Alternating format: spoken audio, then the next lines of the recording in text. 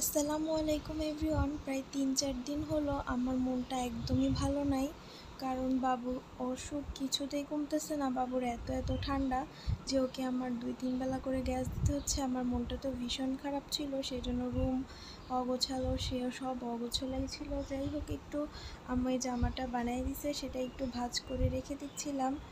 এমন মুহূর্তে আমার ফোন আসলো যে রাইসের বাবা আসবে। তখন তো আমি অনেক খুশি হয়েছি যে এখন হয়তো আমার মেয়েটা একটু ভালো সময় কাটাতে পারবে, কারণ ওর বাবা আসলে একটু ওর বাবা ওকে টাইম দিবে, ওকে নিয়ে একটু ঘুরতে বের হবে। কারণ সারাদিন আমি ওকে রেখে ওর সব কিছু করে এতটাই ক্লান্ত হয়ে যায় যে আমি ওকে একদমই টাইম দিতে পারি না বা বাইরে নিয়ে যাই না। আর এখানে আমার আম্মু হুটহাট করে রান্না করেছে হচ্ছে ইলিশ মাছ, ছোটো মাছ চচ্চড়ি, আর হচ্ছে বড়া বানাইছে। সেটা আপনাদের সাথে একটু ভাবলাম শেয়ার করি। আর ওর আব্বু আসলেও আমি বিজি হয়ে যাই।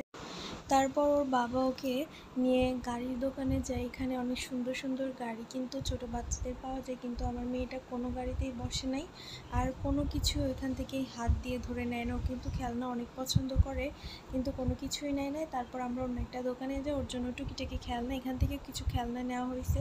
সেটা আমার হাতে ছিল কেনার পর, মানে আমি তারপরে ভিডিওটা অন করছি। তারপর ওর জন্য কিছু অ্যাক্সেসরি জিনিস আমরা ফকির প্লাজা থেকে কিনে নিয়ে বাড়ি চলে আসি। যাই হোক, এখানকার গাড়ির কালেকশানগুলো কিন্তু অনেকেই ভালো। এটা হচ্ছে পাবনাতে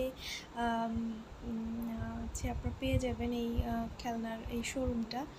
যাই হোক, এখান থেকে সব কিছু কিনে আমরা আবার বের হয়ে যাচ্ছিলাম বাবুর অন্য কোনো কিছু কেনাকাটার জন্য।